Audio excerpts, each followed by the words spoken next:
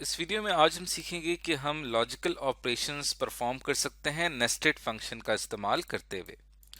इसमें होता यह है कि हम एक या एक से ज़्यादा लॉजिकल फंक्शंस को एक ही सिंगल एक्सप्रेशन में कंबाइन कर देते हैं और इस प्रोसेस को नेस्टिंग कहा जाता है, जिसके अंदर हम कॉम्प्लेक्स एक्सप्रेशन क्रिएट कर रहे हैं एक या एक से ज़्यादा लॉजिकल फंक्शन को एक साथ लिखकर। और जो आपका इनर फंक्शन होता है उसे नेस्टेड फंक्शन कहा जाता है। अब इसकी हम एक मिसाल ले लेते हैं। फॉर एग्जाम्पल हमारे पास एक मिसाल है कि आपने सेल्स पर्सन को बोनस देना है only if both of the following criteria are met. अगर ये दो क्राइटेरिया कंप्लीट होते हैं तब उसको बोनस मिलना चाहिए। पहला क्राइटेरिया क्या है कि जो सेल रिप्रेजेंटेटिव है उसका डॉलर सेल बजट या उसका यूनिट सेल बजट, यानी जितनी उसने सेल्स की हैं या जितने उसने नंबर ऑफ यूनिट सेल किए हैं, दोनों एक्सीड करने चाहिए। जो कि हमने इससे पहले एक वीडियो में पढ़ा था, 10 जो उसका सेल्स है वो 1 लाख से ज़्यादा होनी चाहिए और जो उसकी यूनिट है, नंबर ऑफ यूनिट, वो 10,000 से ज़्यादा होने चाहिए। इन दोनों में से कोई एक भी कंडीशन ट्रू हो जाती है तो पहला क्राइटेरिया आपका कंप्लीट हो जाएगा। उसके बाद जो दूसरा क्राइटेरिया वो ये है कि जो सेल्स रिप्रेजेंटेटिव है, हाँ, उसका जो प्रोडक्ट रिटर्न रेट है वो 10% से लेस होना चाहिए, क्योंकि जब भी एक सेल रिप्रेजेंटेटिव कोई प्रोडक्ट सेल करता है तो वो अक्सर रिटर्न हो जाती है, जो कि उसकी परफॉर्मेंस पे इफेक्ट डालती है सेल्स रिप्रेजेंटेटिव की। तो इसके लिए हमारे पास यहाँ पे एक टेबल मौजूद है। यहाँ पे हमें कुछ सेल्समैन दिए हुए हैं, उसके साथ ही उनकी यहाँ पे टोटल सेल्स गिवन है और फिर टोटल यूनिट्स, रिटर्न रेट और बोनस आपको यहाँ पे नजर आ रहा है। तो यहाँ पे हमने डिसाइड करना है कि इस पर्टिकुलर सेल्स रिप्रेजेंटेटिव को बोनस मिलना चाहिए या नहीं मिलना चाहिए। और यहाँ पे हमें इंस्ट्रक्शंस दी हुई हैं कि give bonus to those employees who state total sales are greater than 1 lakh. Total sale जो है वो 1 लाख से ज्यादा होनी चाहिए या टोटल यूनिट जो है वो 10,000 से ज्यादा होने चाहिए। और इसके अंदर इंपॉर्टेंट चीज क्या है, रिटर्न रेट भी लाजमी है कि वो 10% से आपके पास कम होना चाहिए। तो अब हम इस चीज को जरा करके देखते हैं। उसके लिए हम यहाँ पे अप्लाई करते हैं इज इक्वल्स टू। अब इसके अंदर हमारे पास दोनों क्राइटेरिया का ट्रू होना लाजमी है। इसके लिए हम यहाँ पे यूज करेंगे एंड फंक्शन का। अब एंड फंक्शन का हम इस्तेमाल इसलिए कर रहे हैं कि दोनों क्राइटेरिया को हमने ट्रू ही रखना है। अगर एक क्राइटेरिया भी फॉल्स आता है तो बोनस का रिजल्ट फॉल्स ही आएगा। अब जो पहला क्राइटेरिया है उसके अंदर और फंक्शन का इस्तेमाल होगा। यहाँ पे आप लिखेंगे और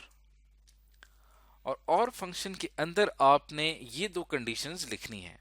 कंडीशंस क्या है कि B2 की जो वैल्यू है वो ग्रेटर होनी चाहिए 1 लाख से, कॉमा, और जो टोटल यूनिट्स हैं यानी C2 की जो वैल्यू है उसको ग्रेटर होना चाहिए 10,000 से।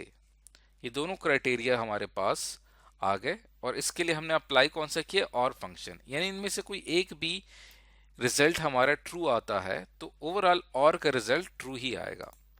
फिर आपने लगाना है कॉमा। अब ये कॉमा जो है इसका ताल्लुक एंड फंक्शन से है।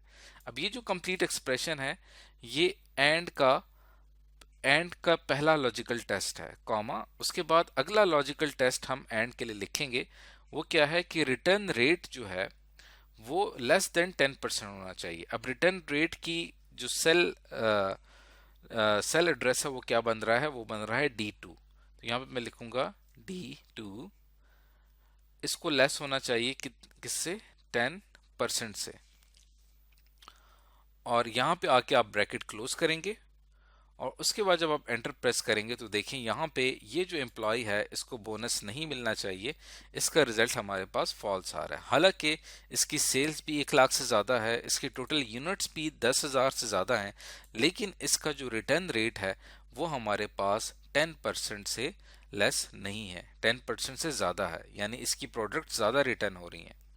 तो इस वजह से हमारा यहाँ पे एक क्राइटेरिया तो कंप्लीट हो गया था, लेकिन जो दूसरा क्राइटेरिया है वो कंप्लीट ना होने की वजह से ओवरऑल रिजल्ट हमारा फॉल्स आया है, क्योंकि एंड फंक्शन में यही होता है कि दोनों क्राइटेरियाज को ट्रू होना लाजमी है। अब यही फार्मूला मैं बाकी सेल्स के लिए अप्लाई करता हूँ तो देखें यहाँ पे हमारा आंसर फॉल्स किस लिए आ रहा है कि आपकी जो पहली कंडीशन थी वो भी आपके पास फॉल्स, पहला क्राइटेरिया भी फॉल्स आ रहा है कि टोटल सेल्स और टोटल यूनिट्स दोनों ही डाउन है इसके, और रिटर्न रेट जो है ये इसका 10% से कम है। जो दूसरी कंडीशन है ये हमारे पास ट्रू आ रही है, लेकिन हमने यहाँ पे चूंकि एंड फंक्शन अप्लाई किया तो दोनों क्राइटेरिया हमारे पास ठीक आने चाहिए। तीसरे का आंसर यहाँ पे ट्रू क्यों आ रहा है, उसकी क्या वजह है? उसकी वजह यह है कि हमारे पास जो पहला क्राइटेरिया है वो हमारे पास कंप्लीटली फुलफिल नहीं हो रहा, क्योंकि इसके अंदर देखें और हमने अप्लाई किया है या तो टोटल सेल 1 लाख से ज्यादा हो या टोटल यूनिट्स 10,000 से ज्यादा हो, दोनों में से कोई एक भी ज्यादा हो तो ओवरऑल पहला क्राइटेरिया फुलफिल हो जाएगा। तो पहला क्राइटेरिया भी ठीक है। दूसरा क्राइटेरिया जो है वो 10% से कम होना चाहिए रिटर्न रेट, ये भी ठीक है। तो हमारा जो दोनों क्राइटेरिया है इनका रिजल्ट हमारा ट्रू आ रहा है, तो इस वजह से इसका आंसर हमारे पास ट्रू आएगा और इस एम्प्लॉय को बोनस मिलना चाहिए। उसके बाद जो हमारे पास फोर्थ है, इसके अंदर भी हमारा अगर इसके अंदर देखें तो जो पहला क्राइटेरिया है उसमें टोटल सेल इसकी 1 लाख से ज्यादा है लेकिन टोटल यूनिट्स कम है, लेकिन ओवरऑल चूंकि और फंक्शन को ये बिल्कुल ट्रू साबित कर रहे हैं तो एंड का जो पहला लॉजिकल टेस्ट होगा उसका आंसर हमारे पास ट्रू ही आएगा, कॉमा उसके बाद जो दूसरा लॉजिकल टेस्ट है यानी कि रिटर्न रेट 10% से कम होना चाहिए, उसका आंसर भी हमारे पास यहाँ पे ट्रू आ रहा है। तो ओवरऑल रिजल्ट हमारा यहाँ पे ट्रू ही आएगा। तो इसके अंदर हमने नेस्टेड फंक्शन का इस्तेमाल किया है, यानी एक लॉजिकल फंक्शन के अंदर एक और लॉजिकल फंक्शन का हमने इस्तेमाल किया है। तो ये एक एग्जांपल थी समझने के लिए कि नेस्टेड लॉजिकल फंक्शन क्या होता है। तो आज की इस वीडियो में हमने सीखा कि माइक्रोसॉफ्ट एक्सेल में हम लॉजिकल ऑपरेशंस कैसे परफॉर्म कर सकते हैं नेस्टेड फंक्शन का इस्तेमाल करते हुए।